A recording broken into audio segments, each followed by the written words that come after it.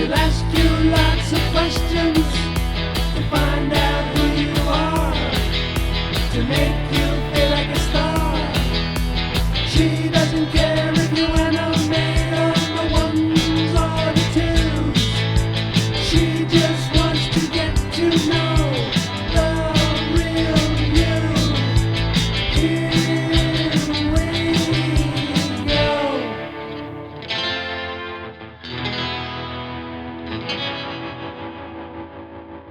Hello, it's the animator's friend. It's me, India Lombardi-Bello. Thanks for listening today. If you're new to the show, it's a fun questionnaire format to get to know animators outside of their craft and chatting about the industry. It's more getting to know them as an individual, their thoughts, their feelings, their ideas, blah, blah, blah, blah, blah. And that's what we do. We just go blah, blah, blah, blah, blah, blah, blah, blah, blah for like, I don't know, could be 2 to 4 hours. And then I cut it down and I send it out to you all. Today, I blah, blah, blah with Pilar Garcia-Fernandezsesma. Pilar is a Spanish-American animator, filmmaker, and multidisciplinary artist from New York City. They received their BFA in film animation video from the Rhode Island School of Design, RISD, and are currently based in Brooklyn. Her practice encompasses both digital and traditional techniques, typically using an interplay of the two to give a mixed media feel to her work. Pilar's storytelling often draws inspiration from ecological systems and their symbolic qualities, and uses folk horror, magic realism, and nature to examine the emotional and psychological self through a poetic and metaphorical lens. Pilar has a new film out on the festival circuit called Pajarito. You can watch the trailer online, but it takes place in Spain in the 1980s, and it is about two sisters confronting their complicated feelings about motherhood when the eldest gives birth to her first child. Not to be annoying about bugs, but we do talk about bugs. To talk about bugs a lot. I think maybe we talk the most about bugs out of all of the bug chats that we've had here. But, you know, Pilar has a lot of bugs in their work. So, you know, it makes sense that, you know, we're aligned on being interested in bugs. But we also talk a lot about her creative practice. I know I just said we don't talk about craft, but we do talk about craft. It always does come up, of course. But, you know, talking about it more as like her own experience of creating work, sustaining the work, what, you know, influences go into it, all that good stuff, as well as fun speculations about aliens, Minnie Mouse, design. It's a far-reaching conversation, as they often are. There is a moment that I share a little fun tidbit that I gleaned about a different animator. And just to make sure that I don't misrepresent what this person said, at the end of the interview, I'm going to put in a little insert where I just give you a direct quote so you can make of it what you will. So make sure to keep listening for that. Don't stop because you think the credits are at the end. If you're tuned in on Instagram, Lucky Dogface is the account. Last month, I started sharing a new initiative called the Animators Calendar, something that I've encountered with my friends or just with people that I meet in general is people will want to be tuned into animation goings on, but maybe aren't aware of them. And like, I'm organized. I keep a calendar, you know, like I kind of am good at, I think, staying organized in that regard, but maybe it's hard to kind of know where to look for other people. So I've joked that I'm like the animation bulletin board for my friends, but I want to like, I guess, share those resources more widely. So yeah, now once a month on my Instagram, I'm doing like a dump of all the events that I think are worth checking out if you're interested in animation. So animation-oriented events for sure. So it could be screenings, it could be mixers, it could be festivals, whatever. Just things that like I come across, I have vetted in my own way, or a close friend has vetted. things that we believe in. So keep an eye on that if you're wanting to go to more events and meet more people. I am based in New York City, so there's a lot of events that I see that are going to be in New York, but I'm trying my best to keep it world inclusive. So wherever you live, you should be able to like maybe get a little something out of the calendar.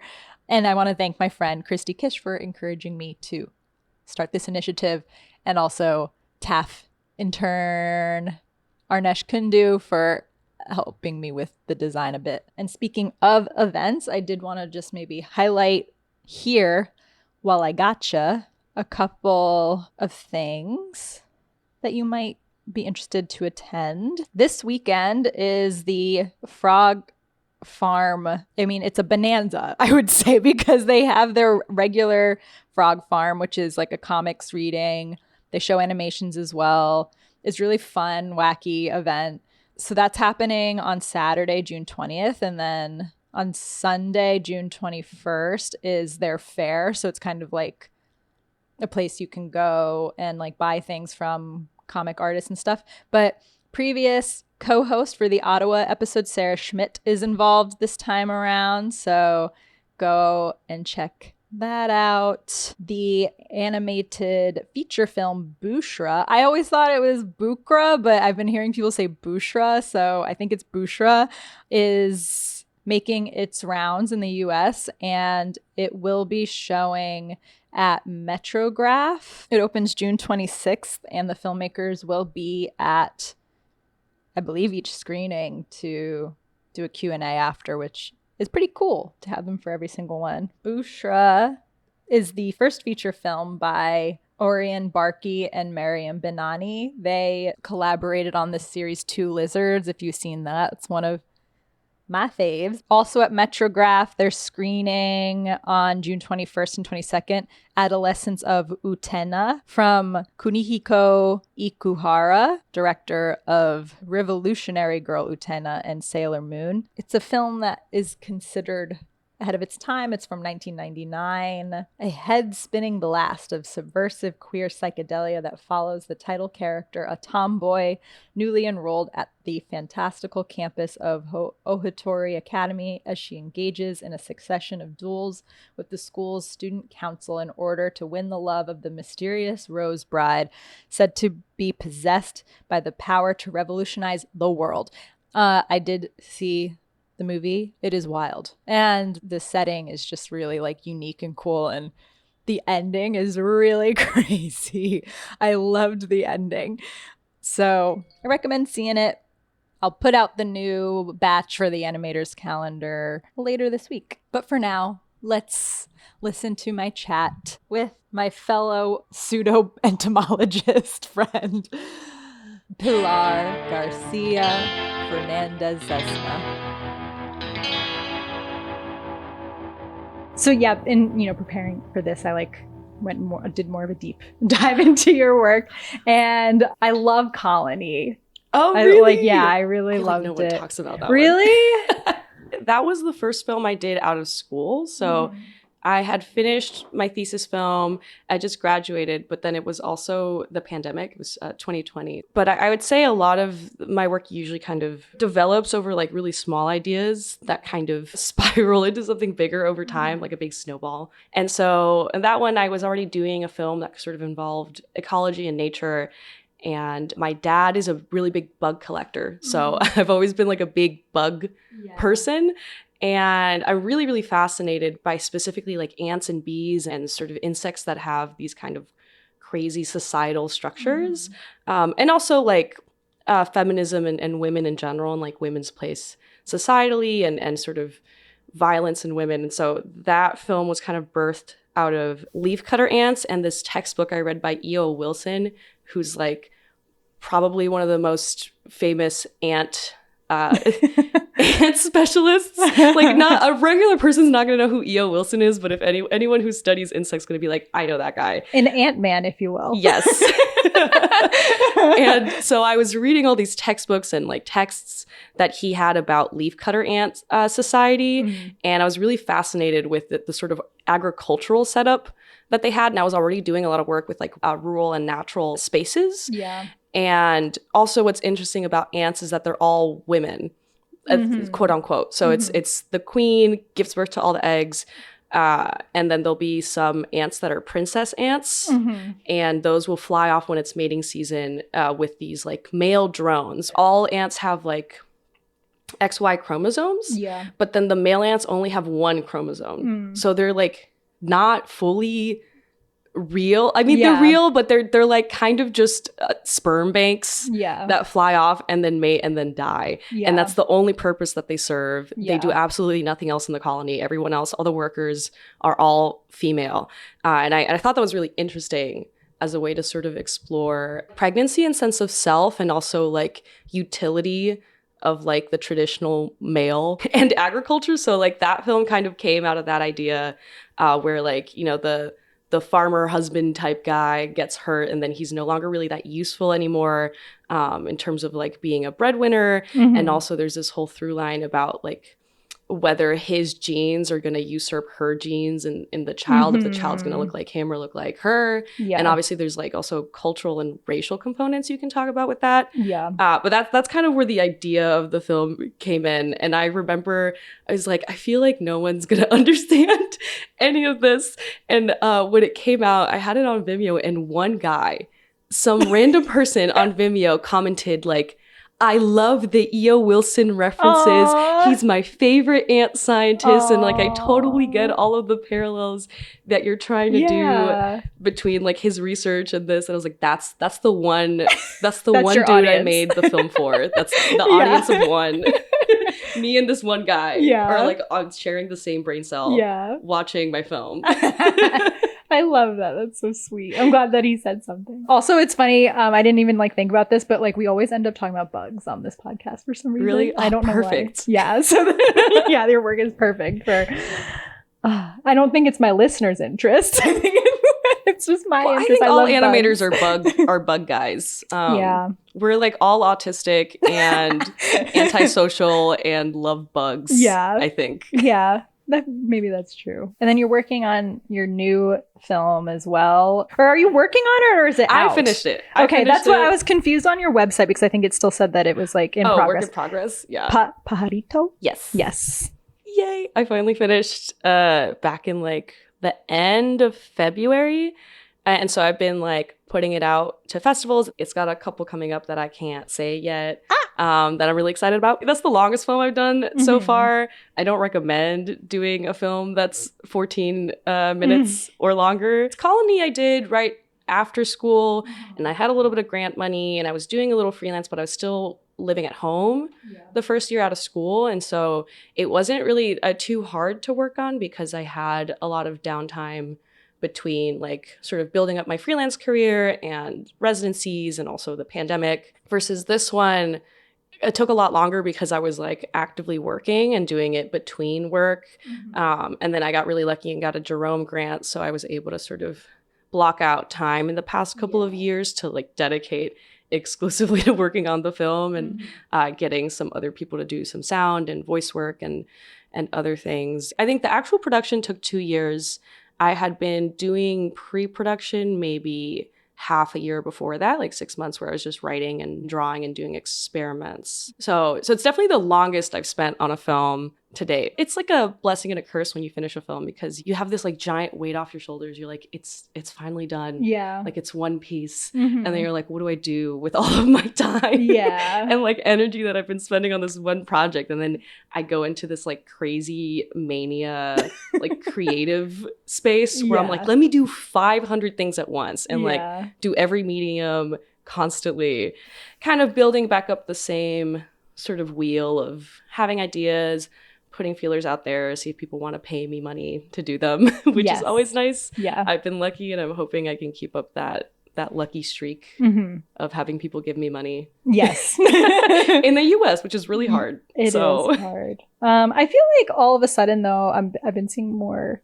things, like kind of grant opportunities for US filmmakers, or opportunities to incubate or whatever, you know what I mean? I don't know, I'm wondering, but not because of like the government obviously, but just because of like other people who are looking out for animators? I mean, it happens a lot when the industry gets where it is right now, which is bad, to put it lightly. Like, Yes. there's, you know, a lot of TV shows and a lot of great talented artists, both filmmakers, animators, across the board in medium, right? Live action as well. They are out of work because like shows get canceled, or there's sort of consolidation with the bigger production companies. People are downsizing. All the AI stuff is also kind of throwing stuff into the mix with that.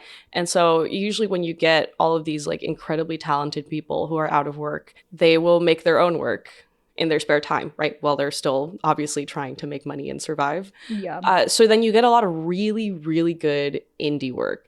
And right now there's a lot of really great indie work because of that. People are seeing that and they're like, ooh, we should throw some money behind this because like these are really great projects. And a lot of them are getting like Oscar nominated, or they're going to Cannes, or they're going to really, really big festivals. And, you know, I'm sure eventually it'll kind of cycle back into, you know, big production companies will be like, dang, that animated short or that live action short is doing really, really well. Maybe we should start doing that again. And then hopefully people will get like actual jobs again around that sort of thing. But there's definitely a big indie boom, I think. Yeah, I agree. Especially with animation too. Yeah. Question 1. What's your sign? Well, okay, I'm a Leo sun, but I'm like a Leo Virgo cusp because I'm like at the end of August. Yeah. And I'm a Cancer moon and a Libra rising. So a lot of mix of stuff. Very like energetic outside. Yeah. Emotional inside. Yeah. I'm aggressive, but not as aggressive as Leos theoretically are supposed to be. I have stage fright, and people are always like, how do you have stage fright? Yeah. It's got like, you know, I got little quirks there. Like I'm sociable, but also sometimes I'm very much not sociable. Yeah. Which is great if you're an animator. Yeah. Because then sometimes you're sociable, but a lot of times you don't have to be. I think animators are just actors who don't want to act on camera. I think we all like have like a little bit of actor in us, but we're like, I don't want to be on screen though. Yeah. Maybe not for me. Yeah. That's an interesting way of thinking about it. I think that's probably true. There's something that one needs to perform. Perform, but also not be perceived. Yeah. I think that's probably accurate. 2, what did you eat today?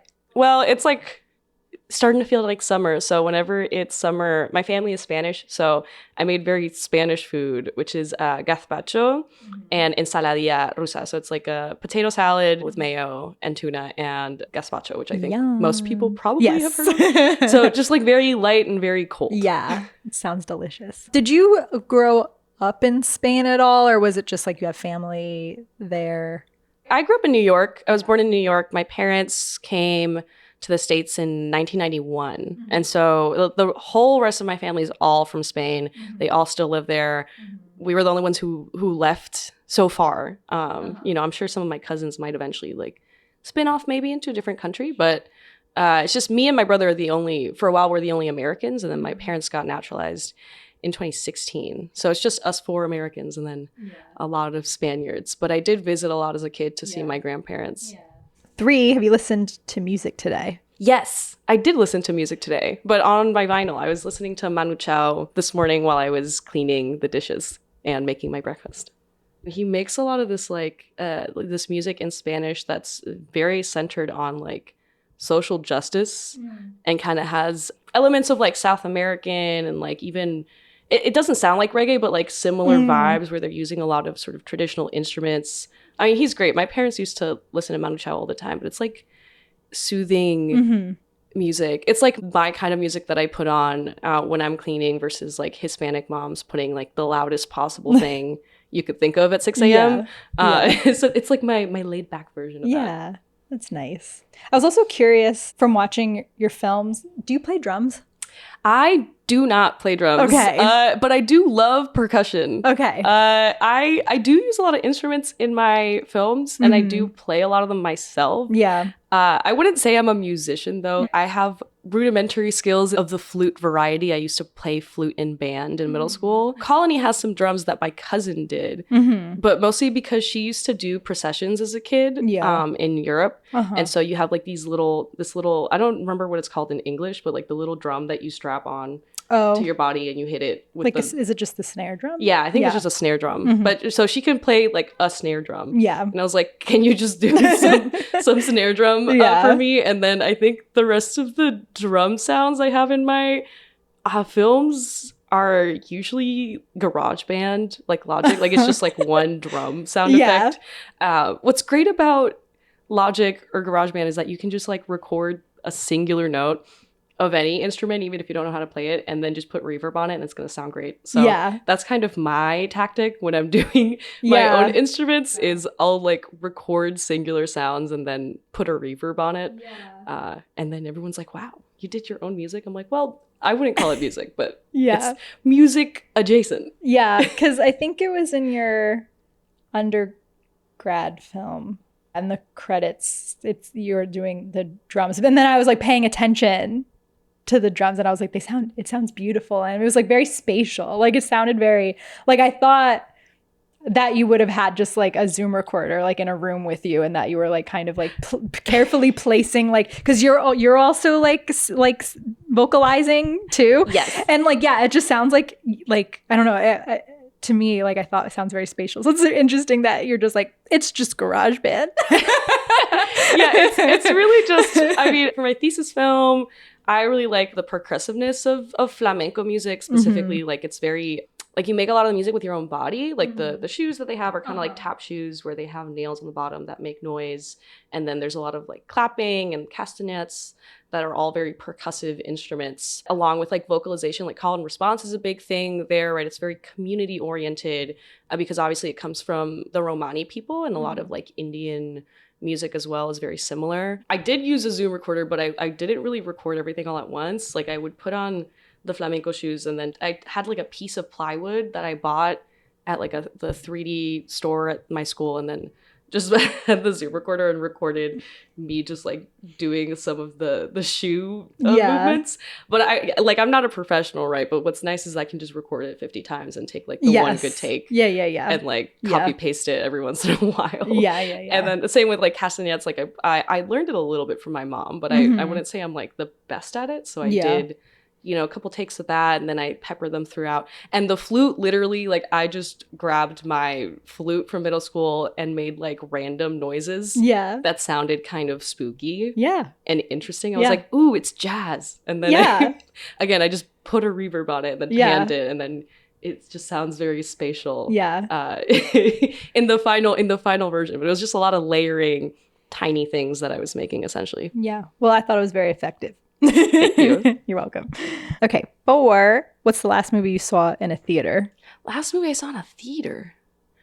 I think it was Nirvana, the show, the band, the movie. I think that it might be that one. Did you like it? I haven't seen it. Yeah, it was cool. I had never seen the show, so I don't know anything about my the show. partner was a big fan of the show, and he was like, "We should go see it." And I was like, "What's it about? Like, what is Nirvana, the band, the show?" Yeah. It's like, well, it's these guys that like play music and it's comedy and it's funny, but it was cool. Like it also kind of speaking to like indie filmmaking. They recorded a bunch of stuff in 2008, I think, and then also recorded the rest of it 2026. So it has like a fun dynamic for sure. And I mean, I was sentient enough in 2008 when I saw some of those things. I was like, wow, that brings me back to some bad times. Oh, no, I mean like good times, but also I'm like, yeah, I don't know if I'd go back to 2008. I think I've had enough of 2008. Yeah, I feel the same way. Like I think back on like peak hipster, I guess, time, and I'm like, I don't miss it. Do you ever see your students wearing stuff you used to wear in 2008 when you were probably 10 or so, or a teenager? Yeah. There's like so many things where I'm like, that wasn't cool, actually. Like they're wearing it now and it's cool. And I'm like, actually, that wasn't cool. Like it was like a thing. Like maybe like Ed Hardy's a perfect example. Like that, like, yes, that was like a trend, but it wasn't like cool. Like, it was like kind of like, or like Crocs. Like, I mean, Crocs weren't uncool, but they were like shoes you would wear to the beach or the pool if you were like 8 years old. Yeah. If you were an adult wearing Crocs, people would not take you seriously. Yeah. No, totally. It's so true. Okay. 5, what's something that you think's overrated? Something that I think is overrated. I don't know. I mean, I have friends who like Labubus and Sunny Angels and stuff, but I feel like I don't really ever like quite care enough about them, or like the individual ones. I love a trinket. I love a good trinket, but I don't think anything will ever have like the staying power of like Hello Kitty or Moomin. You know, like the Labubus will come and go, and I so feel will like the it's Sunny already Angels. gone. Yeah, but like Hello Kitty is holding strong. No, Miffy, Hello Yeah. Kitty, Yeah. Moomin, Yeah. Snoopy. Yeah. Snoopy in like 100 years is going to be just as popular as Yeah. Snoopy now and as Yeah. Snoopy 50 years ago. Yeah. I think we should all just invest in only Snoopy memorabilia. I agree. It will never age. Yeah. There's something about that little guy. He's so special. Yes. Like I like he comes up on my Instagram feed often. You know what's interesting? All of those little guys, little gals I mentioned are all little white characters. They're like very limited color palette, Yeah. like black and white, except Hello Kitty and Miffy have like a couple colors, but they're all like white rabbit cat type things. Yeah. I wonder what that's about. I don't know. I think it's just like graphic design. I think there's something about when a character is very simply designed, but is also like somehow still conveying a lot, that there's something about that that's like very adorable. Yeah. And babies can draw it, you know? It's like two dot eyes. Yeah. And like one nose. Something funny this summer, I'm like diving deep into animation history because I feel like it's been a hole for me because I never actually studied like animation at all. I just kind of ended up here randomly. So I've been like just like reading a lot, but then also like watching stuff kind of like in a chronological order. So then like I started watching like all the Disney stuff. Okay. And before Mickey Mouse, there was Oswald. I love Oswald. I'm like, I think that they stopped using him because they had some sort of like a distribution deal that went sour. So they didn't actually like own that character anymore. Yeah. And then they transitioned into Mickey Mouse. And I'm like, Oswald is so much cuter. And like, I like as a character, I thought like a lot more like sympathetic. Obviously back then they didn't have color film, but also it was, even for comic strips, the way that you were using black and white shading would help make the character really legible. And I think that's also why a lot of those characters still resonate a lot, because they're so simple. They're really easy to read in like almost every format, and their silhouettes are super recognizable. There's a reason why Mickey Mouse is still popular versus like other characters that Disney has done. Yeah. I don't like Mickey that much.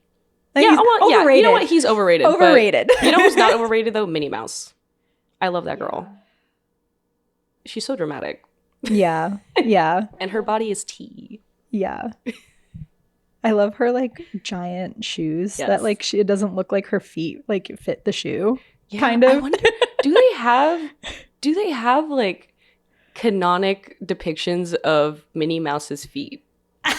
That's a good question. Shoeless Yeah, Minnie Mouse. I would like to know that. An open toe shoe, perhaps. Does she Yeah. have toes? Wait, what's that website where it's like celebrity feet? Oh yeah, it's Feet Pics. The Feet Pics place. Maybe she's on there. And we But can yeah, find maybe it she's out. on. Someone find out in the Yeah. in the comments. Let us put know. What's Yeah. her Feet Pics rating? Yes. Her foot, whatever that website Yeah. is called. Yeah. Oh my God. 6, what's underrated? Sawako Kabuki is underrated. The animator. She does these like really insane, super kind of like hyper poppy stylized animations. Like she's more contemporary. Like I think people, at least in animation circles, definitely know like Susan Pitt or Sally Cruikshank. But I think she's doing like these like weird and crazy things. Like I'm always so fascinated by her work. And I don't think she has like quite that kind of notoriety, partly because she's a little younger, but she like I remember seeing in college a lot of her films. Well, obviously Anal Juke is a favorite of mine, which is about like having anal sex with your ex-boyfriend. But it's also like an EDM like kind of song at the same time. Like I think her mix, like her personal work, she does a lot of music video and sort of more commercial work too. And there's that film, and then I forget the name of it. There's this film about bulimia that she did, like eating disorders. Yeah. And both of them are based around music and are kind of funny. Yeah. And remind me a little bit of that Deb Solomon film, the one she did about everyone's pregnant, Yeah. everybody's pregnant, Yeah. which is also kind of like this very like hyper feminine film about like going through IVF, but then it's a really silly song. Yeah. So it's also very, very funny and cathartic. And I Yeah. think Sawako's doing that, but like in a way more aggressive way, like talking about these like really intense subjects that are like really, I guess, hard to talk about in person. And obviously we've come a long way from the 80s and 90s where like if a woman talked about IVF, it was like, whoa, no one talks about that. And now we're like on bulimia and anal sex.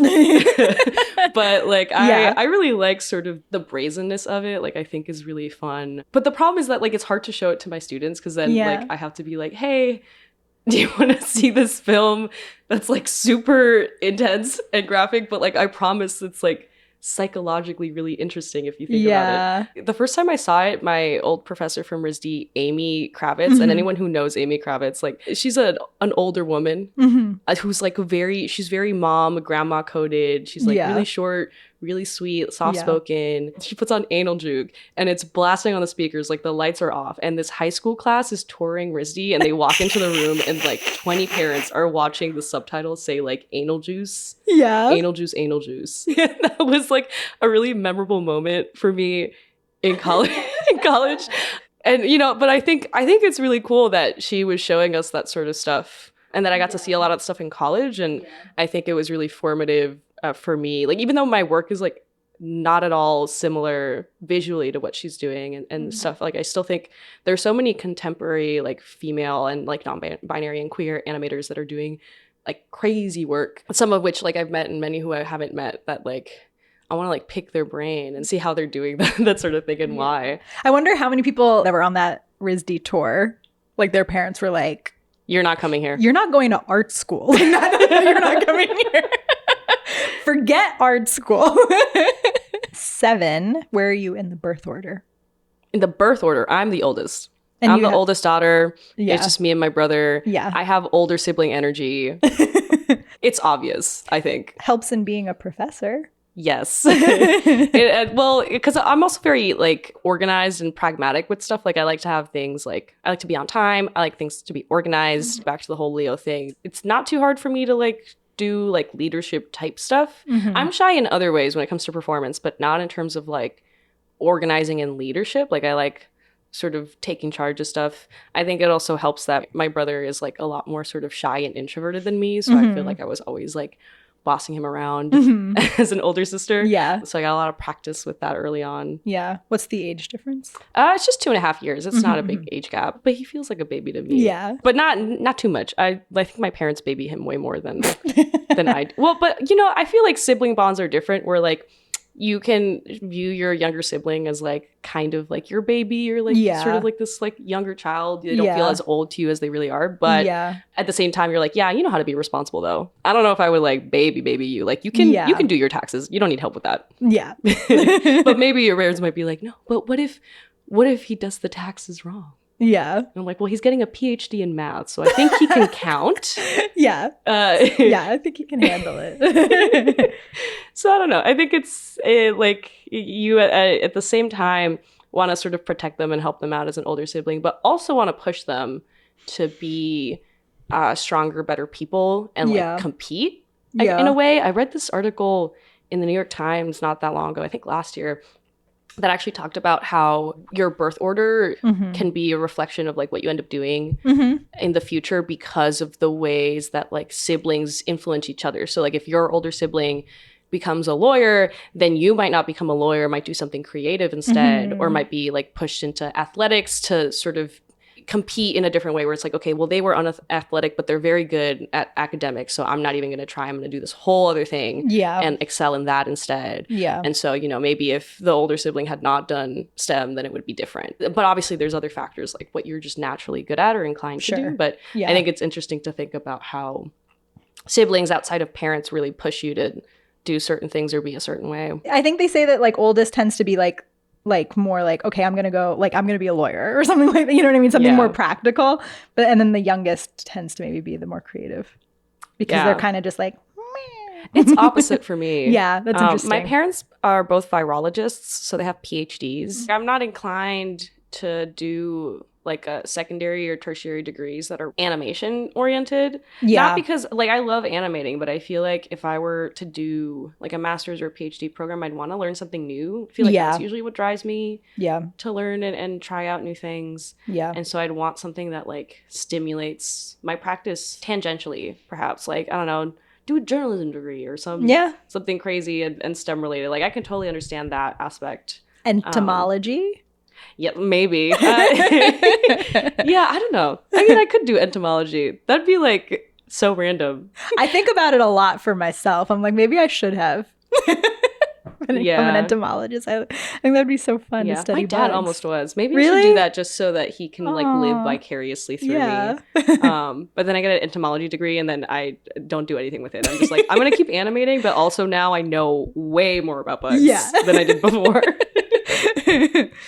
Could be good inspo. I have thought about doing like a Fulbright. But like staying at a place that has like a really good entomology program or like snakes and stuff like that. Like they have a lot of research on like particular animals to study. Like there's so many options of what to do with your life. I'm just kind of taking it year by year and like seeing where life takes me. Yeah. Maybe I'll get a PhD at 80 years old. That sounds fun. Life is long. I don't want to do it all too early because then there's like nothing else to do except get another PhD. Obviously it's like useful to have a master's, but I'm like, I don't know if I really want to just get a master's for my teaching career. Like I want it to feel like something I'm excited about doing to a degree. I'd rather like try something that I literally can't do on my own. Yeah. Like ceramics or furniture building or entomology or something crazy. Yeah. Acrobatics. I don't know. Do they do masters in acrobatics? Probably like dance. I feel like you have to be flexible though for that. I don't know. Like I think you're gonna have some. Do you have to audition and be like, I can touch my toes and do a pirouette? Probably, would have some sort of like an audition. Yeah, you'll have to demonstrate some physical prowess. Yes. Yeah, that's what degrees should be about. Touching your toes? Oh, yeah, touching your toes. Yeah. Okay, 8, what were you like in high school? We know middle school was hard. Well, I feel like... or challenging. Who had like not a challenging and emotionally turbulent middle school experience? Exactly. It's hormonal. Yes. Like everyone's gonna feel a little awkward and weird. Yeah. I wouldn't say I had a terrible experience. Yes. I was in band. That's not too bad. Okay. I didn't get bullied for being in band, so I think that's a highlight. Yeah. I went to LaGuardia, LaGuardia, High School of the Visual and Performing Arts, which is a pretty well-known art high school. Were you there when Timothy Chalamet? Yes, there you were. I was. Yeah, I did. I had like briefly met him. Yeah, had like a class with him at one point. He wouldn't know me. I would be like, yeah, you remember that one time I said like, you know, what time does class end or something? But I did like see him around. We weren't like in the exact same year, but I did see him around and like Ansel Elgort. So when I saw Call Me by Your Name, I was like a little embarrassed. I was like, I know that guy. Yeah. This is kind of crazy to be watching that when like I know this guy. Yeah. And then my cousin had like pictures of him on her wall because she's kind of younger. And I was like, that feels a little weird to me. Yeah. Like that's just a guy I knew in high school. That's a guy I know. And he's like, there's just pictures of him shirtless on your wall. Yeah. But I have no ill will towards the man. He was like perfectly normal in high school. He was in the plays. He was good. Yeah. I'd seen him do some stuff. Timothy Chalamet, if you're a listener. Yeah, hey. Let us know your impressions of teenage Pilar. He's not going to remember who the fuck I am. There's no way. I met him like one time or talked to him maybe once. You never know. You could have left an impression. Perhaps. Yeah, out of the 2,000 plus students, he was like, I remember that one weird ass girl. I guess I was kind of the same, but more awkward and more naive for sure. And I definitely was making some interesting fashion choices. I don't know. I feel like in some ways I was more confident and less confident. Like I was like, dang, I was going around wearing like crazy stuff. Yeah. Like a weird, quirky art kid. Queer leg ass, quirky art kid. Yeah. Putting like weird flower pins in her hair or like feathers. I mean, it was also like 2014, 2016. So, you know, it was a weird time in fashion. I was like so excited about what I was learning in school art-wise and like being around other people who were art kids because obviously usually you'll be like the one art kid in your whole school or like maybe a couple and then there's like everyone is the art kid. So it feels like a little more competitive, but also it's really fun to have other people around you that like do the same kind of stuff as you. Mhm. So I definitely kind of came out of my shell a little bit and was like a lot more excited about things in art that I like. So like I could go to museums with my friends, or we watched the same kind of like animated shows, or read the same comics and had the same sort of visual inspirations. And so it was like having a bunch of nerd immigrant kid friends that were just like me. And I was like, wow, I feel so seen. Aww. Okay, 9. What's the first work of art of any kind that made a meaningful impact on you as a child? Okay.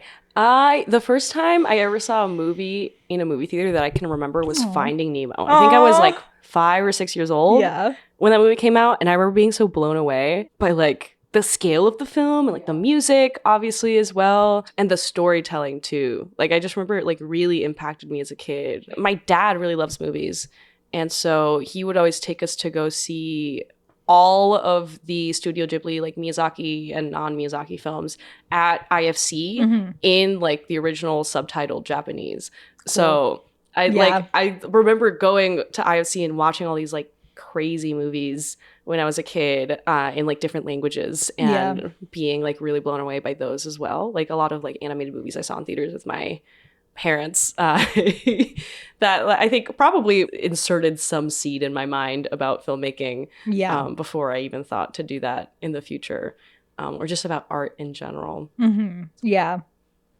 And in thinking about like the tie to your work, I'm thinking about like in Miyazaki films, there's such like this appreciation of like landscape and stuff like that. And that's definitely a thing in your work as well. Yes. I think obviously more in college and like high school, I was learning more about like painting and like art practices like in different parts of the world and the way that they sort of develop over time. But I've always really liked this idea in like Eastern art that it is all about like landscape as character. I think you see that a lot with Eastern artists, like even the ones, obviously there's like woodblock prints and all sorts of like old school ancient pieces that kind of have that sort of like evocative notion to them, but also even like a person like Tyrus Wong, who did concept art for Bambi, and like a lot of his concept art for that film was so involved with like the environment and how the environment shifted and sort of described how Bambi was feeling in each scene, or like how he like saw himself in like different parts of the movie.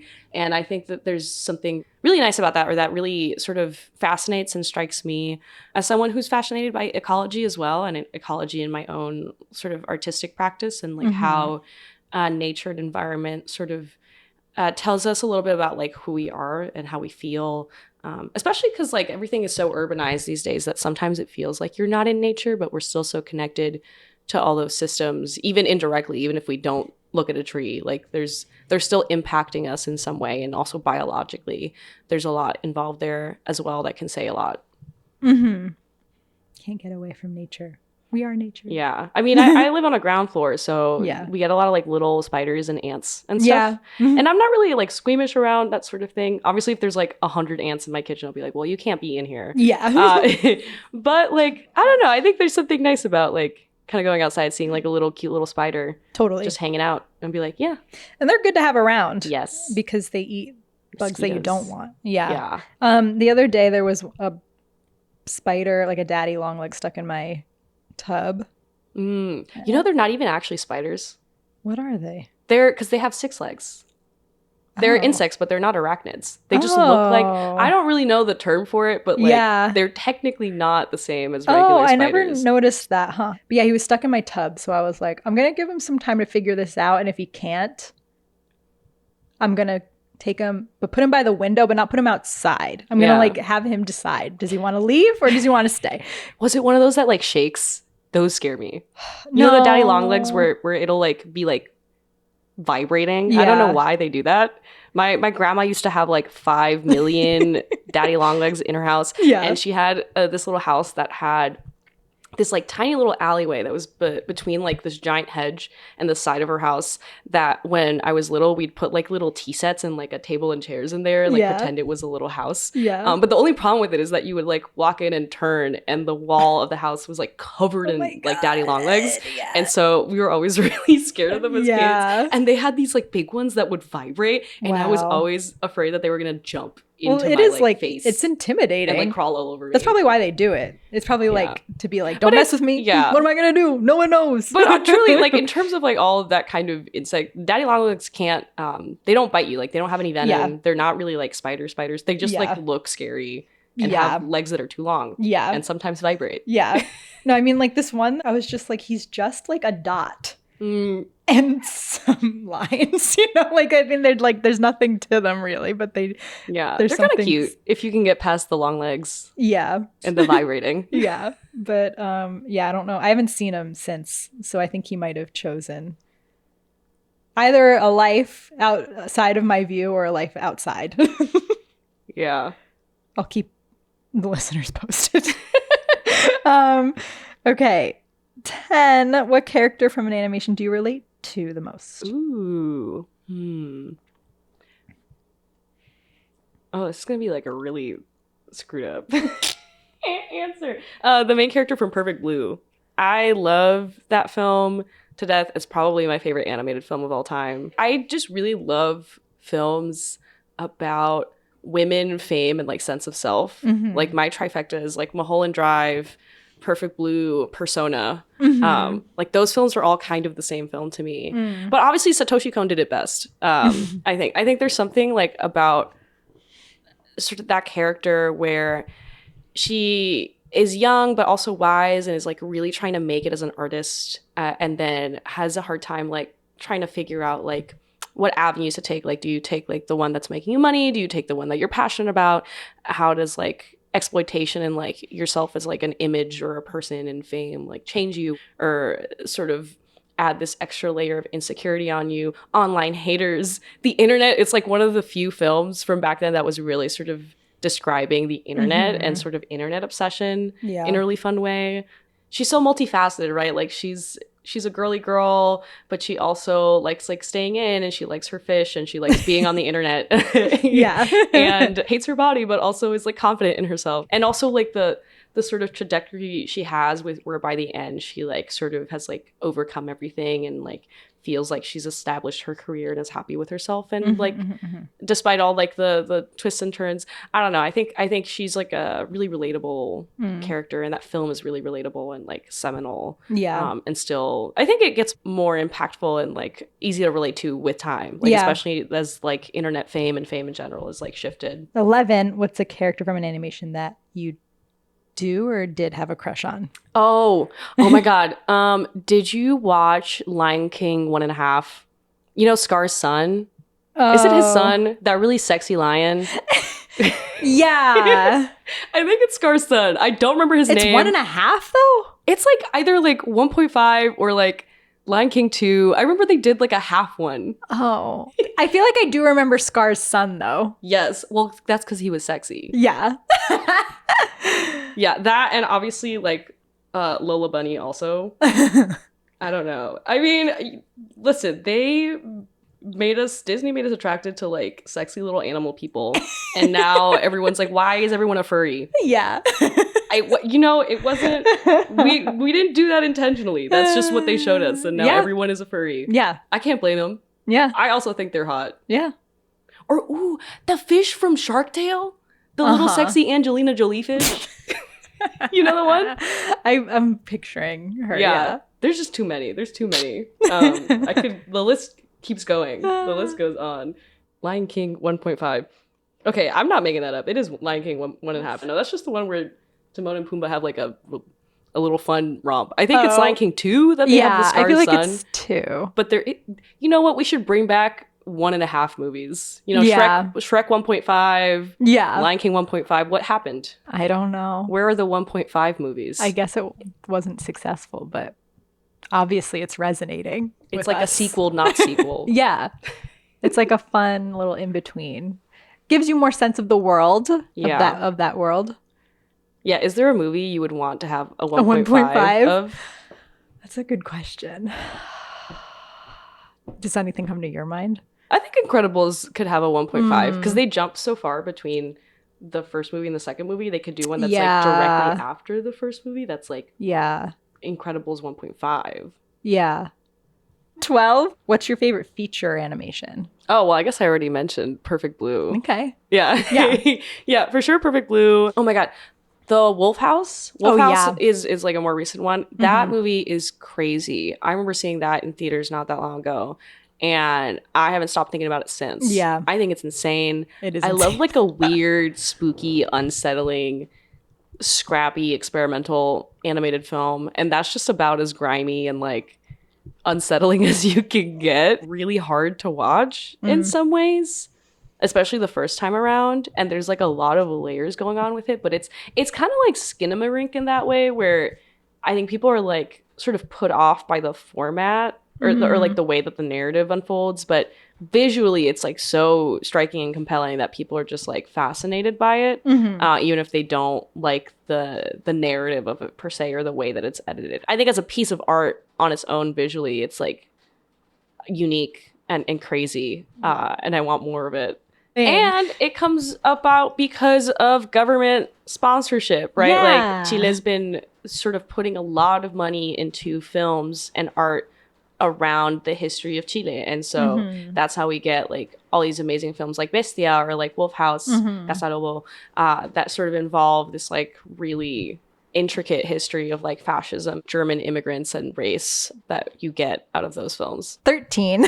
What's your favorite short animation? Oh, my favorite short animation? Eager, Alison Skolnick. That one's easy. I think that might be my favorite short film. No, that one's so good. I love that film. Yeah. I think it like does something to your brain when you watch it where like you like feel a feeling that you can't say out loud. Yeah. And I always like to describe to my students like this whole like musical theater notion about how you use song when spoken word isn't enough to describe what the characters are feeling.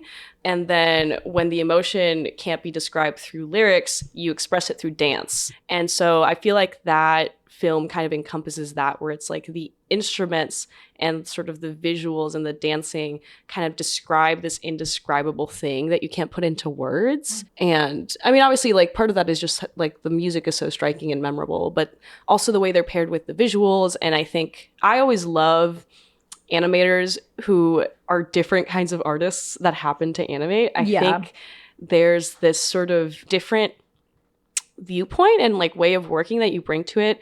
Obviously, Alison Skolnick is a painter first and foremost, and I think her films are very evocative of painting and her painting work. And like the claymation is really similar to sort of these like thick brushstrokes that she likes to use. And, you know, a lot of the flowers like always reminds me of like Georgia O'Keeffe, but like if Georgia O'Keeffe was goth, like, which really also like speaks to me. Like I love sort of like these like freaky little like beautiful, but also often really disturbing layers of visuals that she works with. You like can't take your eyes off of it. And then it goes into that whole sequence of all those like flowers at night.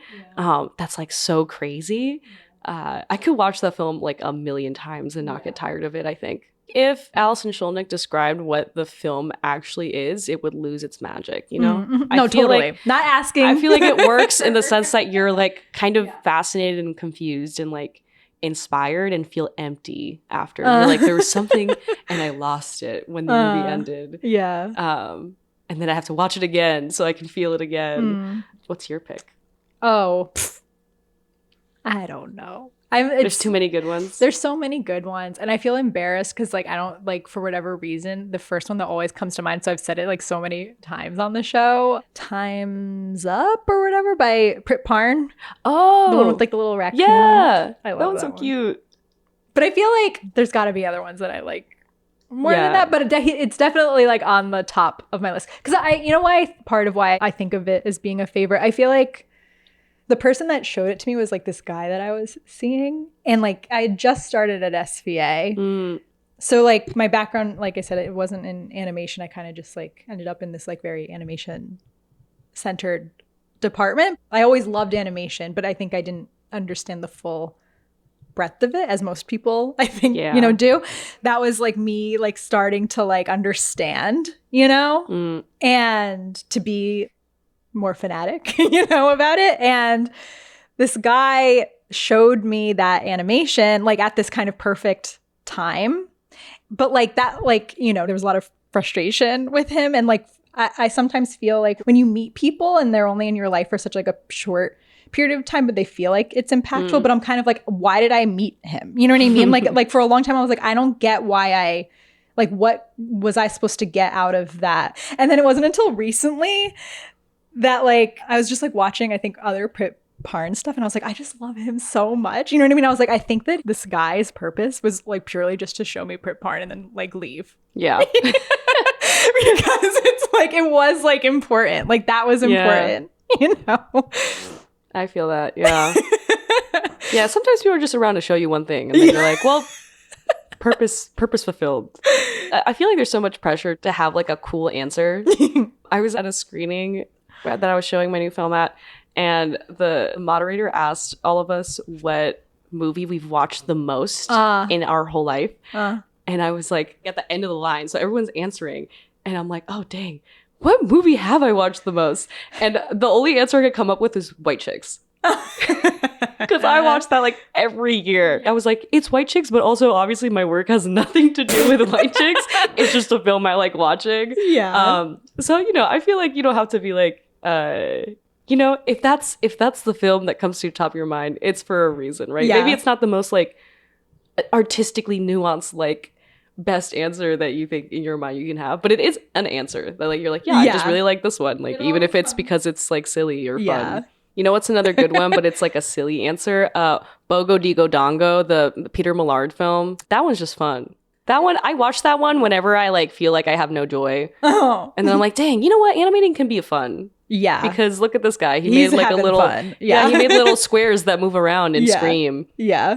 I don't know if I've seen that one, but I love his work. It's so good. Yeah. I feel like Peter Millard, you either like absolutely detest everything he's ever made, or you're like, he's my favorite baby boy. Like, I love this. I've never met anybody who's like not into it. Yeah, I know some people who are like, I can't stand Peter Millard's work. It's so like uncultured or like stupid, or like it's so like funny. Not very artistic. And I'm like, I like it because it's funny. Yeah, but I also think that it's like I don't know, like it's such a choice. Like it's a decision. Yeah. And it's a lot of work. Like I think what he does is like a lot of work, even though it doesn't look like it. Well, also I feel like people are so obsessed with animation having to like also be well illustrated. But I've met plenty of people who are like amazing draftsmen who can't animate for shit. Like they do not know how to make things move. They have no sense of timing or like any of the animation principles or how to make something feel fun to watch. Yeah. Even though it looks beautiful. And like you can be a great animator and like not know how to draw. Because it's not necessarily about drawing in some ways. It's about like timing and spacing.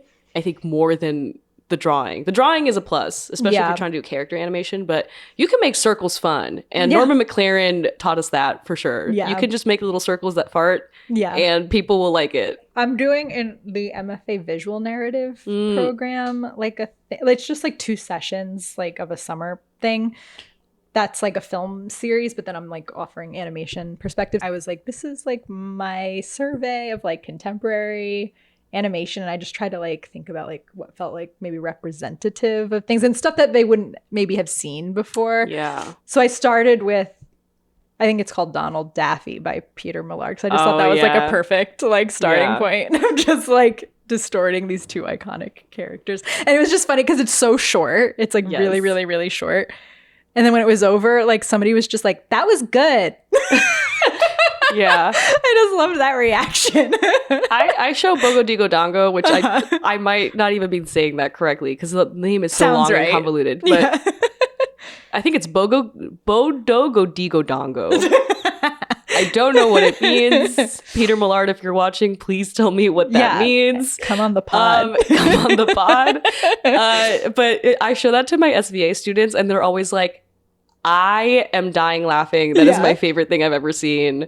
In the end of that film, there's like 2 guys that come up to a guy in the middle and like punch him into a pulp. Yeah. But it's like for just long enough that you're like, it's too long. Yeah. And then you're like, oh, it's going to keep going. But then it'll stop. And then you're like, okay, it didn't stop. Yeah. And then it lulls you into the sense of security and then it stops. Yeah. It's like he somehow like figured out like the perfect amount to like make it too long so you're like, oh, it's going too long. Yeah. And then make it short enough that it's not like too long in a way where you're like, oh yeah, he made it too long. Yeah. It like still surprised you again. Yeah. He's really good at that. Really good at timing. He's really good at that.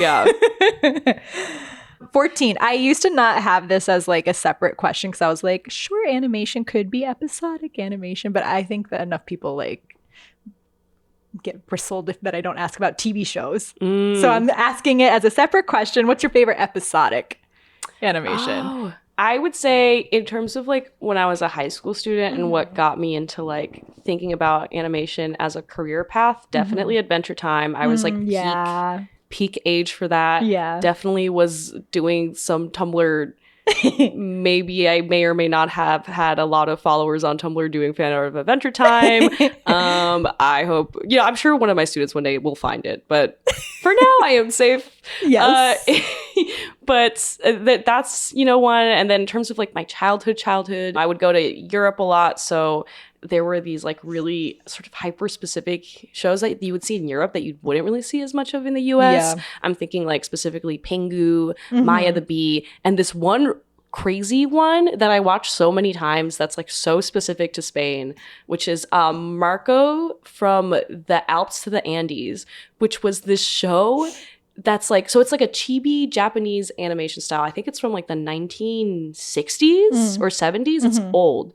And they made it in France, but it was like a Japanese-French co-production, and it was based on an Italian book about this Italian family, which like the mom has to go to South America to work to provide for her family, and then her son gets really upset and she's sending letters, and then she stops sending letters, so he goes on this whole journey all the way to like the Andes to go find his mom. And it's like maybe 6 to 8 episodes long. It's like a 1 season thing.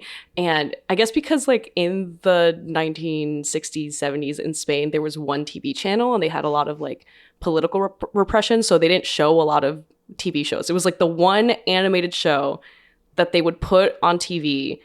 So it was like rerun to death so much that it's like a cultural staple. Like every year, every single person in Spain has watched Marco from the Alps to the Andes. Yeah. For some reason. So like that one is like a cultural staple in my brain. Like I remember seeing it every Christmas. It's like harrowing. It's like a really like depressing story of like immigration and loss and like loving your mom and like wanting to go find her. And I'm like, dang, dude, they were letting like 5-year-old me watch this like crazy this crazy film like series thing. So like that one's like really special to me, I think, in one way. Like a lot of the European stuff I would watch, but then Adventure Time definitely when I was older was like really the seminal work that kind of led me to become an animator, or like consider animation as a career path, I guess. I would say Adventure Time was special. I remember when I first saw it, I was just like, I couldn't believe what was on TV. You know what I mean? Like that was like one of those moments where I was like, I can't believe this is on TV. There's so many good animated shows. There was Dexter's Lab. There was Powerpuff Girls. There was Courage the Cowardly Dog, Grim Adventures of Billy and Mandy. They're all great. They all definitely changed my brain chemistry. Like I'm a weird person because of all of those shows for sure. And then Adventure Time just like kind of did all that, but like in this like weird, crazy, like whimsical way. Like it had a little bit of everything. It was like good for adults, good for kids. It didn't psychologically scar people like a Ren and Stimpy would. It was like just palatable enough. It had every genre combined, I think. Yeah, it feels like it synthesized like the best of like those 90s things. And then it had everything. Perfected it and made it beautiful. 15. When did you feel most discouraged about pursuing your creative path? Ooh. I think it's more of an ebb and flow. I go through periods where I'm like, everything is amazing and like, I love what I'm doing. And then I'm like, everything sucks and I hate it and maybe I should just never do art again. It's just something that like comes and goes that I think is just part of being an artist, right? Like you're really self-conscious because it inherently is something that involves like the public and performance, right? Like even because you're sort of grappling between being like a shy person that's like hiding behind the art so that you don't have to interact with people, but you're still saying something. Yeah. But then like, because you're saying something, people have opinions. And then you're like, oh, but if they have opinions that are like mean, then I feel bad. Yeah. And I don't like it. Yeah. But there's like a morbid curiosity too, right? Like I'm always like browsing my Letterboxd reviews. But I'm always like, I have to have someone else read it first and be like, tell me if there's one that's really bad. Yeah. Because I'm like scared. I'm scared I'm going to open my Letterboxd. Someone's going to be like, that was boring. Yeah. 1 star. Yeah. Or what's worse is when they like give it 1 star, but they don't say anything. And I'm like, yeah. what's your thought process behind it? Yeah. Ugh. What's like really maybe more unique to my career path is that I had a really good film really early. Like my thesis film did really well. And so I was like, dang, what if that's the only film I make that does well in my whole life? Aw. Like, you don't want to be the person that like has the one good film they made when they were like 20 and then everything else sucked. Not to say that I don't think that's what my work is like, but No. I think that's also why I really wanted to make Colony, like a film right after it. I have very like strange feelings around that film because it was done during the pandemic, because it was like a film I did right after one that did really well, and it was longer, so it didn't go to as many like big festivals. But I think because I like went over it and it didn't do like bad, that it sort of like got me over this hump of being like, I'm never gonna make something good again that people like. And so now it's easier. Me and like Chris Sullivan talk a lot because we got connected through the Academy when I won a Student Academy Award.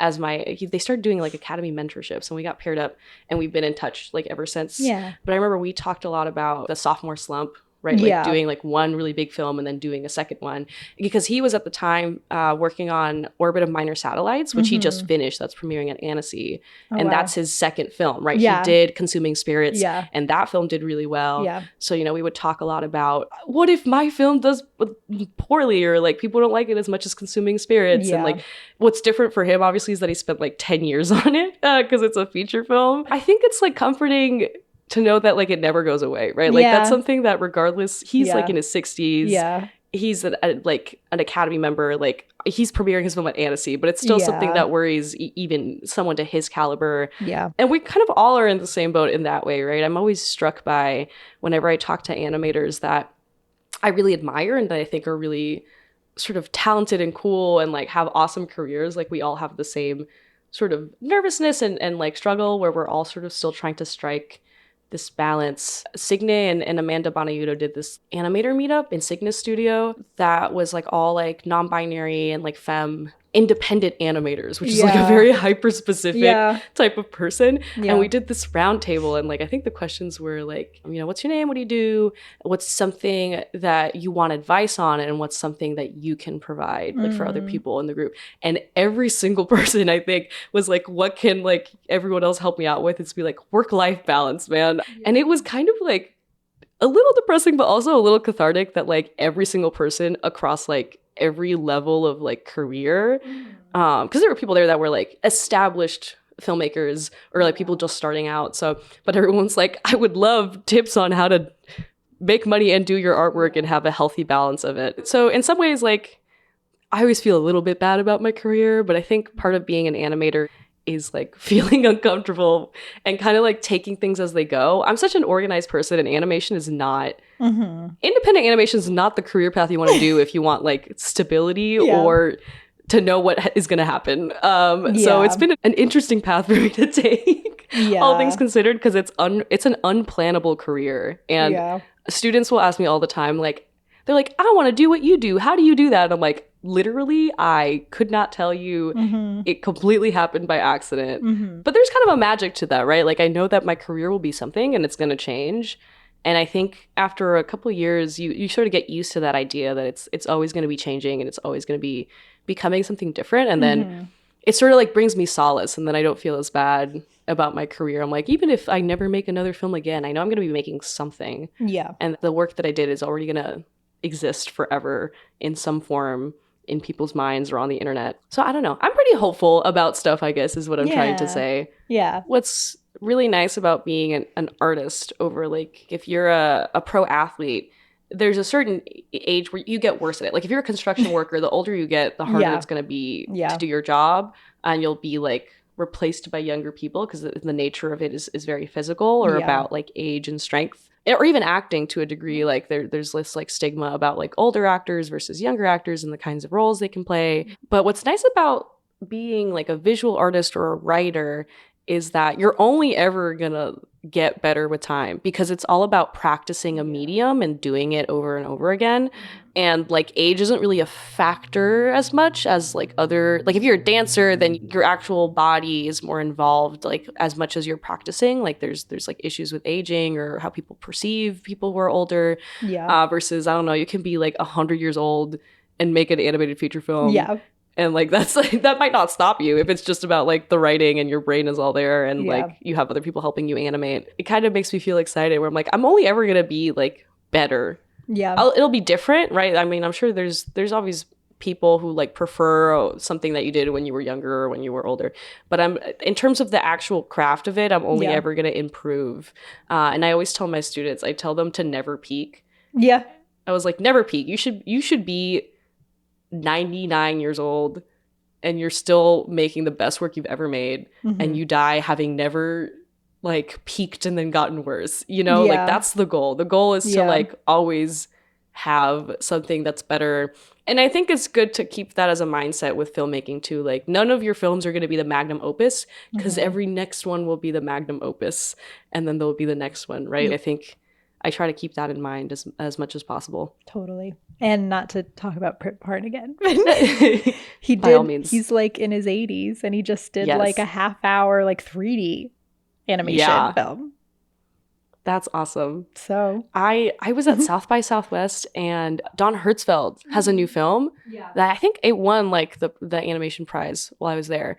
And it's so different from his other work, and he hasn't made work in a while. But I was kind of struck by that too. I was like, dang, it's been so long, and he's like, his work is better now than it's ever been, and it's like more interesting than ever. And like it's fun to see someone who like, you know, I guess you could arguably call him middle-aged, and he's still doing crazy work. And I think another animator there, he wasn't literally there, but he did Praying Mantis. I think he's also like an older animator from Asia, right? They're still like chugging around. I mean, Amy Kravitz, my old professor, made a film literally like a couple of years ago in her 60s, and she hadn't made a film, I think, in 20 years. Yeah, and she's interesting because I think that was her 4th film. Yes. Like there's something about like that she's taken like so much time between all of her films and like really like incubated. And I have to imagine like the grace that she gives herself in her creative process in order for it to like to be this like stretched out, you know?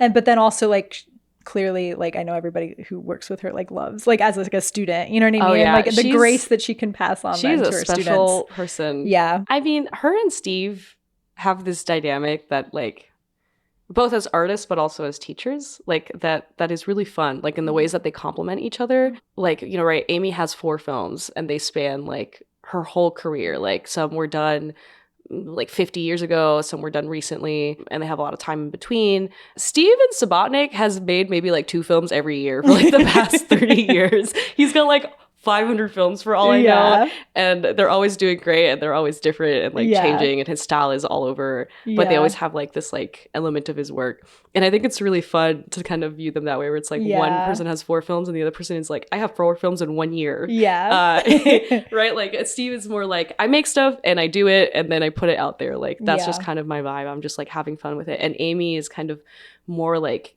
curatorial, where she's like, I really want to sort of like be struck by this one idea and like follow it through and like really explore the technical aspect to it of it to like the furthest extent. And also like Amy is very like, her teaching style is always, she'll like look at you and like know you as a human being somehow. She'll like ask you like 1 or 2 questions and like know everything about you somehow. And she'll be like, yes, I know your soul, and like I'm gonna guide you through like what you think you want to do because I understand you on a human level. It's very like emotive and like empathetic is like the way that she kind of like coaches students. And Steve Subotnick is very pragmatic. Like he's like, okay, like Amy is like, let's explore the like feeling of the idea, and Steve's like, how do we get it done? How do we get the film done? Like let's do this, let's do that, like let's push it this way, let's push it that way. Like they kind of have like a good way of rounding you out. Like one's very conceptual, the other one's very like this is how we get you to the finish line. Yeah. They both definitely formed me as an artist in their own different and special ways, for sure. Beautiful. And they're both in their 60s and they're still doing work, right? Like, Yeah. I think that's really the thing, right? You're never going to stop. You're always going to keep making stuff. And or was it the lady who got Oscar nominated with Papillon? Oh. Yeah, isn't she like, she's also like an older animator who hadn't made work in a while, right? So there's plenty of time Totally to do all sorts of stuff, which is always fun. I wanted to say with Don Hertzfeldt, because he recently did an AMA on Reddit. And it comes up on the podcast a lot as like people's favorite short film, like World of Tomorrow. But then a lot of people are like, why doesn't he put them all together, like stitch them together, put it out as like a piece, as like a feature, you know? Okay. And then people are also just like, I want to see it in the theater, you know, again, or whatever. So then I was like, hey. Oh, you asked him on Reddit? Yeah, I was like, the homies want it all as one piece. And he said, I don't want to give the impression that it's finished. Oh. And that it's intriguing. That it's, you know, that it's like one thing. I'm like, I see. Yeah. So I thought that was pretty exciting. Okay, this is your surprise question. I mean, I know all the questions were a surprise because you didn't get them in advance. This is more like specific. So it's more fun not to know. Yeah. What I wanted to come up with some like really smart question about like the themes of your work and like being a woman and like all of the things that you're exploring. But then I got really like obsessed with that. Like I noticed it, I guess, primarily on like the female characters, but also on all of them. Like they all have beauty marks or moles. Yeah. And as somebody who has beauty marks, I was like, because I feel like in thinking about it, I was like, you don't see that on animated characters that much, or at least I feel like I don't. And like when I draw people, I don't like think about that.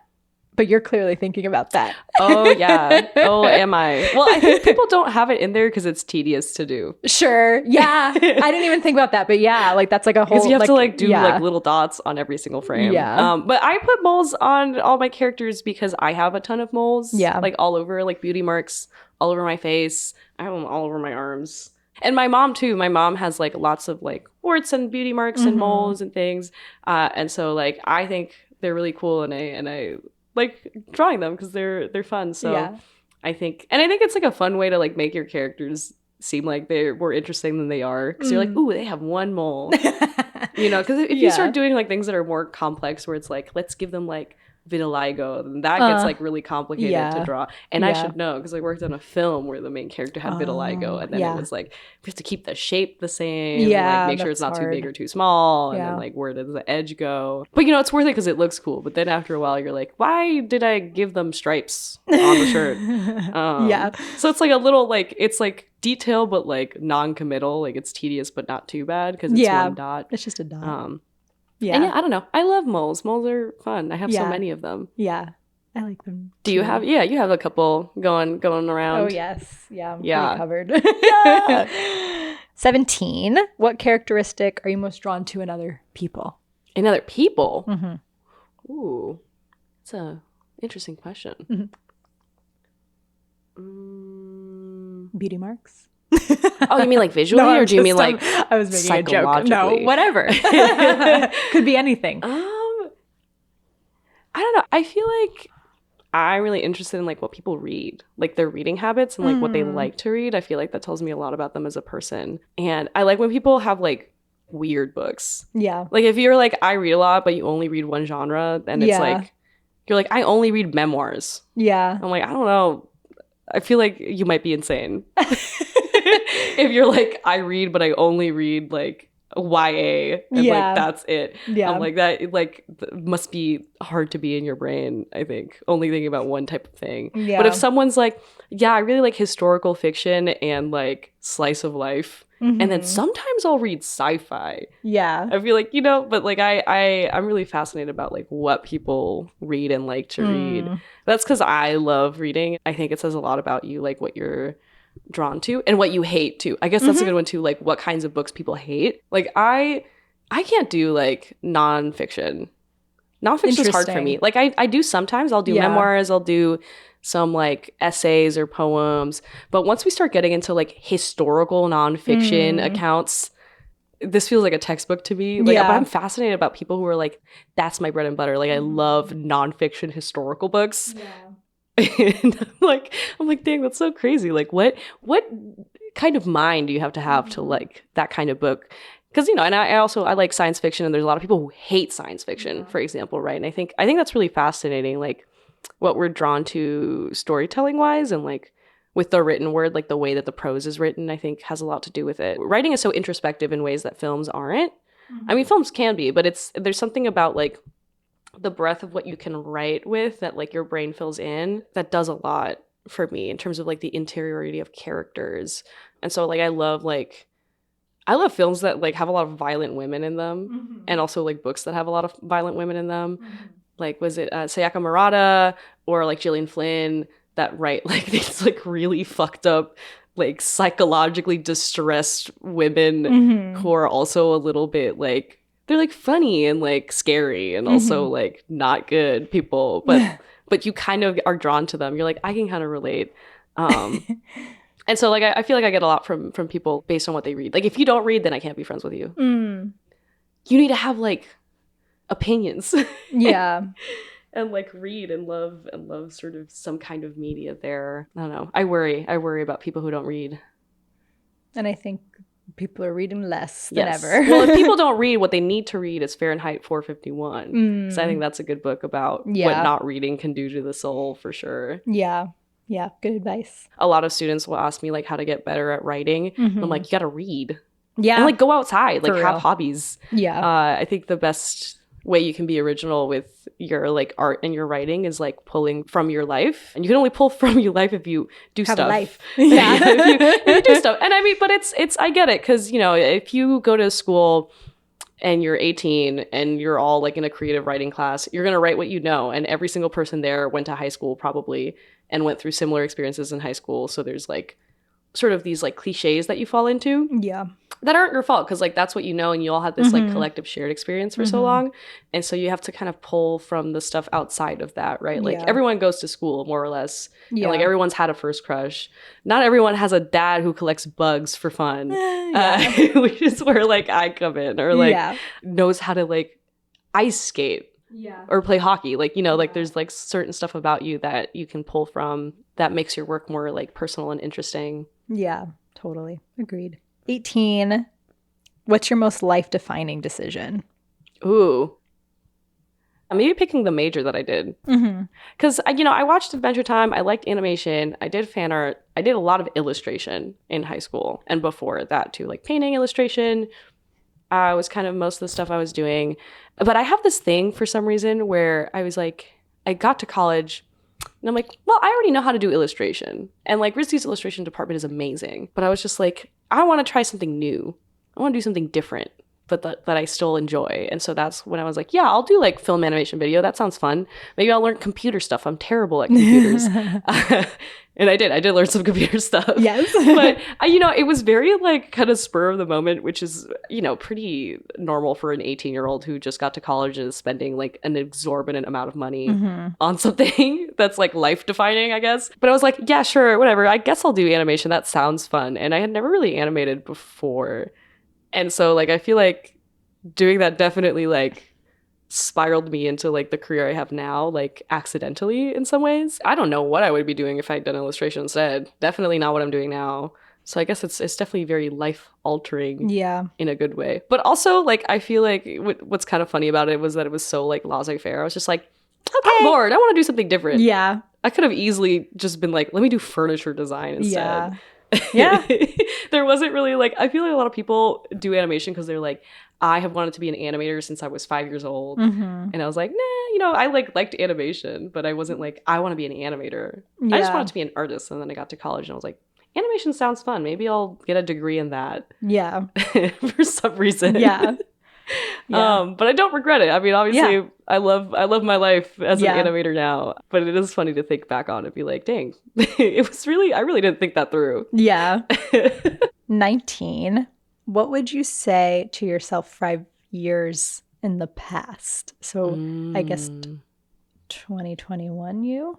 Dang. I guess I would tell her to be more confident in her work. You know, I feel like there's something that's kind of scary about like post-graduation, like starting to like have a career and not really know what you're doing. I feel like I've been freelancing and like teaching and doing stuff long enough now that I feel pretty like confident in like the kind of stuff I want to do and like the kind of stuff that I do and the ways that I do it, right? Like if someone comes with me to me with a project, like I'm pretty like sure of myself in terms of like scope and like how long it's going to take and what I want to do with it and what kind of projects I like, which ones I don't want to do, what I want to do with my career long term, which is not something I knew in 2021. I was just like, I don't know what's going on. I'm just kind of doing a little bit of everything and see what sticks. I think I'd probably just like tell them that they like you're gonna figure it out. You'll be fine. Just like keep doing it. But it's stressful to be like 22, post pandemic, have one really good film under your belt, have no idea what's going on. Yeah,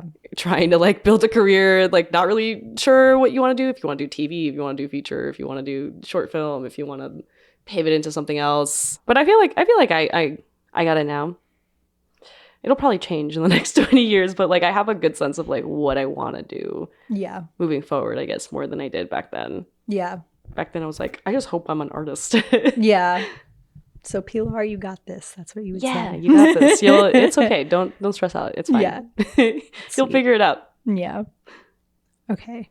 20. If you could change anything about the way you were raised, what would it be? Ooh, yeah, that is a spicy question. I guess I wish my parents were less strict. But I don't think, like I think I'm the way I am because they were so strict, but they were pretty like, I think it's just hard to have two parents who like are from a different country and are doctors. Yeah. And so I feel like I was not a chill teenager. Or like I didn't have as much fun. Like I had fun, but it was a different kind of fun. Like it was like, I have fun, but I need my mom to call the other mom and meet her in person if I want to have a play date. Fun. I know about that. Yeah. And I live in a big city, so like I can't like go out in the same way that like some kid in the suburbs can go out. Yeah. So I felt like like my partner is a middle child. Speaking of child orders, I like did like all this crazy stuff as a teenager, and I was like, dang, I really did not do any. I was like reading books and drawing and doing AP tests. That was my high school experience. Yeah, and I had fun, but I think it could have been like a little bit looser. I know my parents were doing it out of like obviously. They wanted us to do really, really well in school. But I talk with my partner all the time about it because he would get like a C on a test and take it to his dad. And his dad's like, dang, you did better than I would have in high school. Because I guess his dad just like sucked at school. That's funny. Yeah. And his mom was a teacher, but she was an art teacher. So that comes with its own qualms. But they were like, as long as you're doing well. And then I remember I came home once and I had a test that I got like a 99 on. And my mom and dad were like, where'd the other point go? Oh my gosh. Why don't you have 100? And I was like, well, I don't know. I got like a question wrong. And they're like, you could have asked for extra credit. Oh my goodness. Like 12-year-old me's like, I'm too scared to go up to my teacher and be like, can I get extra credit on this 99? Yeah. I'm not satisfied with this 99. Ooh, I actually have a more hyper-specific one that's less about the being strict, but is about schooling. If I could change anything, I would make it so that my mom didn't take me to parent-teacher conferences.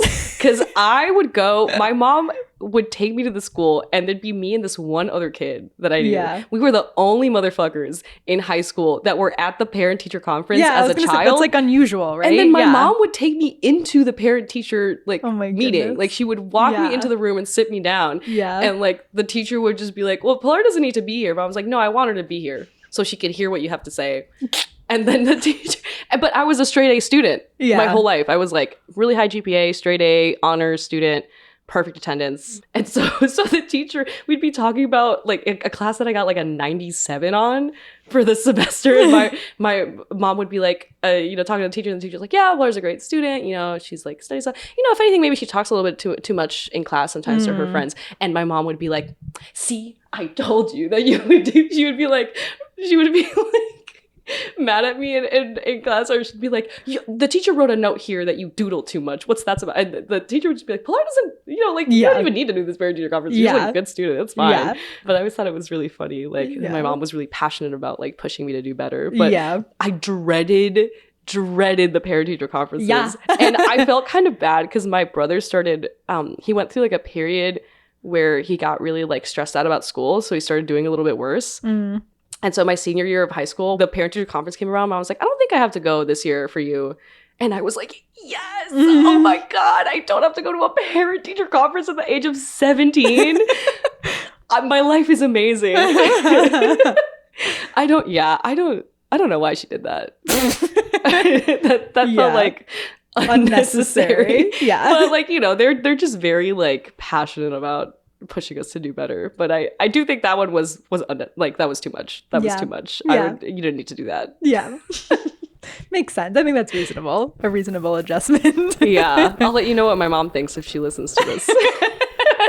She'll be like, I don't remember it that way. She'll have a podcaster listener conference. We need to sit down and talk about this. Yes. We need to have a parent-teacher conference about you not liking parent-teacher conferences. Yeah. Okay, 21. Are you spiritual? Ooh. Short answer is no. Mm-hmm. I'm an atheist. Mm-hmm. My extended family is very Catholic, and they had my parents had my mom had a very Catholic upbringing, I should say. I don't know. My dad's family is like Catholic, but they didn't go to church. So I don't know what vibe they had going on at home. But I think spirituality is still like a part of me in different ways. Like I wouldn't say I believe in a higher power. Like I'm more of the belief that like when we die, we're like atoms scattered in the wind, and like I'll become something else, like a tree or a cloud or a piece of dirt or a worm, or our atoms are going to scatter everywhere and like be around and become other things. Even if the earth dies, they'll be scattered throughout the universe. Yeah. And I find enough comfort in that. Like I don't for myself think I need to dwell on like whether there's an afterlife or other things around that. I think spirituality is more about your own personal relationship with the world and like yourself, like as a soul, as a person, right? Like if you're thinking about it philosophically, and less so about like institutional religion. So like in terms of like the literal sense, I'm not spiritual as in I'm not religious, but I do believe in like a sense of self and spirituality and like connection to yourself and others and nature. I feel like the thing that encompasses my sense of spirituality is like every once in a while I'll like look up at the sky and see the moon and be like, that's crazy. That there's just like a big rock up there. Yeah. That's insane. Like, that's amazing. Like, I love that we just have a big rock floating around. Yeah. Thinking about that as a human is insane, because then you're like, I'm so small and insignificant. Yeah. But I think that's probably like the closest to like a spiritual like crisis that I get is like thinking about big rocks in the sky and how awesome that is, but also scary. Yeah. Yeah, it's kind of cute that he like hangs out. The moon. Yeah. But I feel like, we're desensitized to it. We'll be like, oh, cool, it's the moon. The moon's beautiful. But then if you really think about it, you're like, that's like a giant big rock that floats around. And it affects us here. Yeah. Like the waves in the ocean. Yeah. And stuff like that. It's the moon. But even outside, like just in the literal sense, like there's a big rock that floats in the sky. Yeah. That I can see with my eyes. Yes. Like that in itself is crazy. Yeah, we accept that as like normal. And even people in like ancient times knew how crazy that was and invented religions around it because they're like, there's a big thing in the sky that glows. Yeah. Like that's insane. Yeah. And beautiful. Yeah. And like, what is that? Yeah. Yeah. And I think we're still trying to answer those questions to this day. Totally. I was watching an interview with Steven Spielberg this morning because he has a new movie out that's like about aliens. Yes, the Disclosure Day. Disclosure Day. Basically, he said like point blank, like there are aliens amongst us. Like that's how like the interview like Does he believe ended. In lizard people? That's what I thought of. I was like, are you saying the lizard people are real? Are you going on record? Honestly, respect if that's he what was he like, I've done so much research. And red flag number one, what I research. Can say, he's like, I can say from what I know is that they have been here and that they are here. That's what he said. I was like, whoa. Okay. He might have been watching a little bit too much Ancient Aliens, which I love Ancient Aliens because they are so ridiculous. Yeah. I watched an episode where they were talking about gray aliens and they're like, great aliens. We think that they come from another planet. We see them on the moon. But really, what the great aliens actually did is that they came to Earth in the ancient times, and they fused their DNA with the like prehistoric humans, and we're the aliens. Oh, we're the gray goodness. alien mix with the prehistoric like homunculus. Wow. And then they had this like morph sequence with like the big-headed gray alien that turns into a human being. Oh my God. I love that. And I was like, that's okay. Maybe that's what he means. Maybe he means they are among us, as in like the aliens came here in the past. Yeah. And we're actually the aliens. Yeah. Like humans are not from Earth. Yeah. I would like to have asked some follow-up questions, but they ended the interview. Yeah, dude. I mean, if I were that journalist, I'd be like, Explain. Mr. Spielberg, please. Yes. Do you think aliens are real? I do. Okay. I also, to a degree, think they're real, but I think they're just like bacteria, probably. I don't know about like if there's sentient life. If there is, it's probably so far away that it'd be hard to tell, because if some alien civilization in another galaxy sees like Earth, it's seeing like a version of Earth from like millions of years ago, because light just takes a certain time to travel. Yeah. And like vice versa. So there might Yeah. be like a super advanced alien civilization, but like to us it just looks like a random planet with no one on it, because it's Yeah. an old prehistoric version of that planet, I guess is what Yeah. I'm trying to say. Yeah, So yeah. I don't think there's any alien life near us except maybe little plankton. Yeah, like I don't think that there's anything really going on like the planets that are like near us or anything. But like, yeah, like I mean, there's so much that we don't know. And I mean, I feel like there's like enough, UFO sightings that it's curious. But I Yeah. also think my high school physics teacher said that, and it made a lot of sense to me. He was like, it's silly to think that we're the only ones. Not that there's other humans, but like, you know what I mean? That like we're the only sentient Yeah. life. Like this is the only planet that has sentient life, Like there is certainly, but he was like, but like they're not like coming around. He was like, what do they care about us? You know what I Yeah. mean? And like, and if you think about it, I guess in reverse too, it's like, obviously we're very interested, but we don't have like the technology Yeah. to like go and see them. So like maybe who's to say that they can come and see us? You know what I mean? Yeah. So I think that there is, it's just, I don't know how connected we all are. I mean, you I know? think if we found other sentient life, we would blow it up.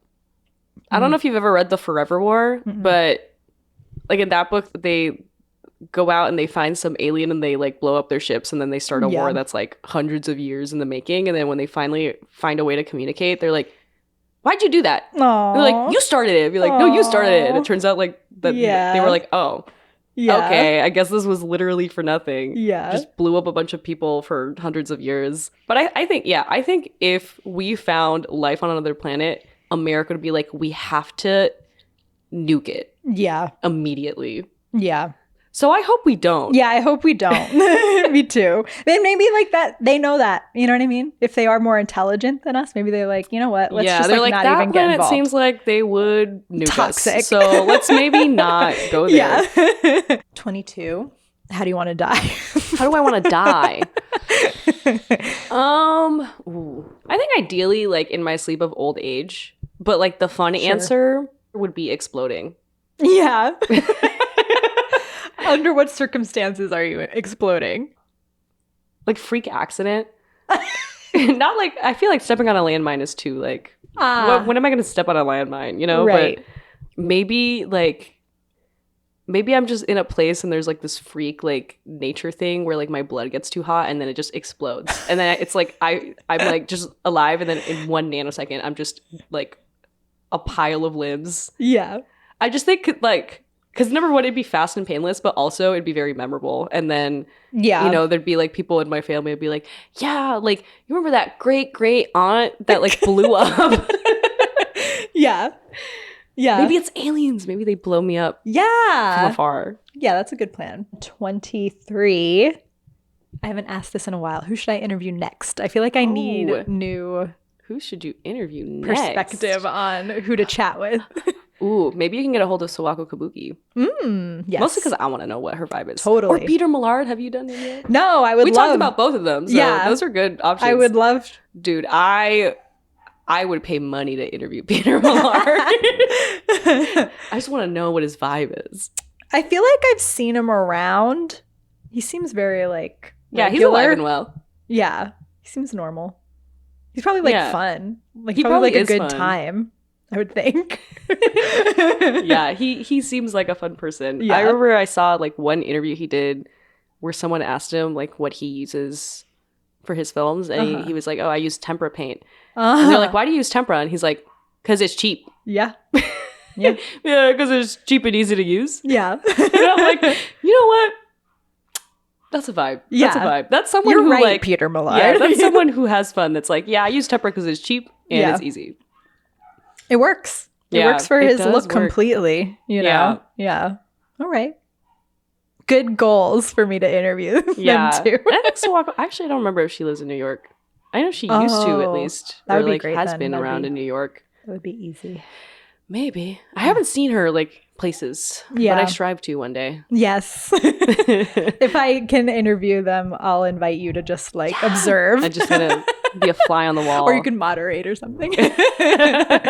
And then last question, what do you want to plug right now? Well, I mean, I have my new film, Pajarito, that I just finished, going around in festivals. We'll probably be doing an online release in the fall, winter. Cool. To be announced, because I can't say through what. But I don't know, watch it. Please don't leave it a bad Letterboxd review, because Yeah. I will actually read it, because I read all of them, and I will be sad. So leave it a good review. Actually worse, like I would rather someone leaves it a really bad review or a really good review than like a 3-star review and be like, I didn't get it. Ugh. Why review it at all then? Yeah. Either give me 1 star or 5 stars. That's on Letterboxd. No in between. Okay. Commit. You either Yeah. hate it or you love it. Yeah. I'm gonna be making some other stuff, but animation takes a while, so I don't know. Like, wait a couple of years for that Yeah. to happen. We'll check in a couple of years. Yeah, all my other stuff, all my other films are online for free, Yes. so you can watch all of those Yeah. whenever you'd like. Yes. On Yes. Vimeo, YouTube, on Newgrounds even. Yes. So, find them, watch them, leave letterbox reviews that are nice and don't hurt my feelings. Yeah. Or I'll come for you. Yeah. I'll find where you live and ask you why you did that. That's all you do. Like, Internet sleuth. Be like, Hi. why did you leave me 2 stars on Letterboxd? why'd you do that? Hilarious.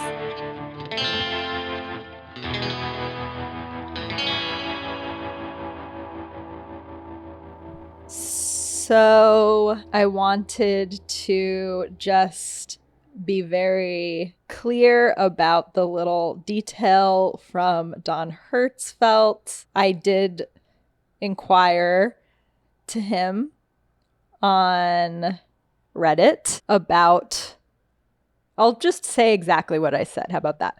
So I asked, I talked about my podcast, and then I was like, so often guests name World of Tomorrow as their all-time favorite animation/series. The people are fiending for the 3 films to be stitched together into a feature and given a theatrical release. Do you foresee such a thing ever happening? To which he said, they've played in theaters together across the country a bunch, but not re-edited like that. I don't want people to get the impression that it's a closed story that's all finished. And then I said, woo!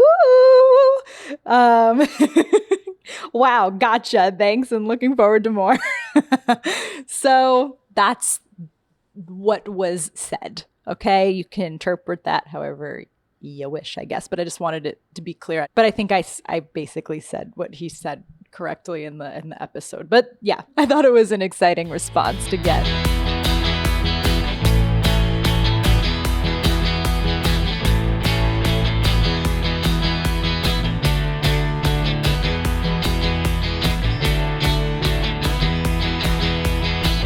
Animators Friend is produced and edited by me, India Lombardi-Bello. Digital marketing assistance by Arnesh Kundu. Design by Sawyer Rippon. Music by Cloutmeyer. Special thanks to Lisa Labraccio, who told me to interview Pilar a long time ago on the podcast, but also Jose Vargas and Angelica Virgil. I'd also like to thank Pilar and John Moraski for welcoming me into their home.